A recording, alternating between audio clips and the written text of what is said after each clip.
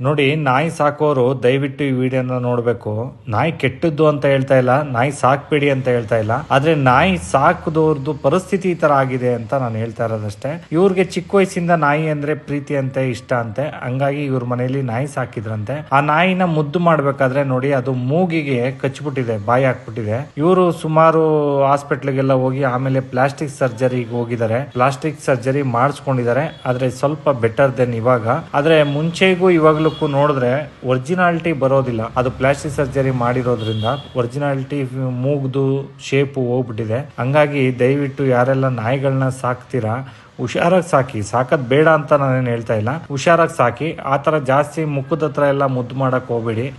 ಮುದ್ದು ಮಾಡ್ಬೇಕಾದ್ರೆ ಒಂದ್ ಸ್ವಲ್ಪ ದೂರ ಇದ್ಕೊಂಡೆ ಮುದ್ದು ಮಾಡಿದ್ರೆ ಒಳ್ಳೇದು. ಹತ್ರ ಹೋಗಿ ಮುದ್ದು ಮಾಡಿದ್ರೆ ಈ ತರದ್ ಆಗುವಂತ ಚಾನ್ಸಸ್ ಇರುತ್ತೆ. ಯಾಕೆಂದ್ರೆ ನಾಯಿಗಳಿಗೆ ಮಾಂಸ ತಿಂದು ರೂಢಿಯಾಗಿರುತ್ತೆ. ಅದಕ್ಕೆ ಯಾವ ಮಾಂಸ ಏನು ಎಂತು ಅಂತ ಗೊತ್ತಿರಲ್ಲ. ಒಟ್ನಲ್ಲಿ ಬಾಯಿಗೆ ಹಾಕೋದು ಮಾಂಸ ಸಿಕ್ಬೇಕು ಅಷ್ಟೇ. ಅದಕ್ಕೋಸ್ಕರ ಇದನ್ನ ಆದಷ್ಟು ನಿಮ್ಮ ಫ್ರೆಂಡ್ಸು, ರಿಲೇಷನ್ ಯಾರೆಲ್ಲ ನಾಯಿಗಳನ್ನ ಸಾಕೋರು ಇರ್ತಾರೆ ಅಂತವ್ರಿಗೆ ಈ ವಿಡಿಯೋನ ಶೇರ್ ಮಾಡಿ.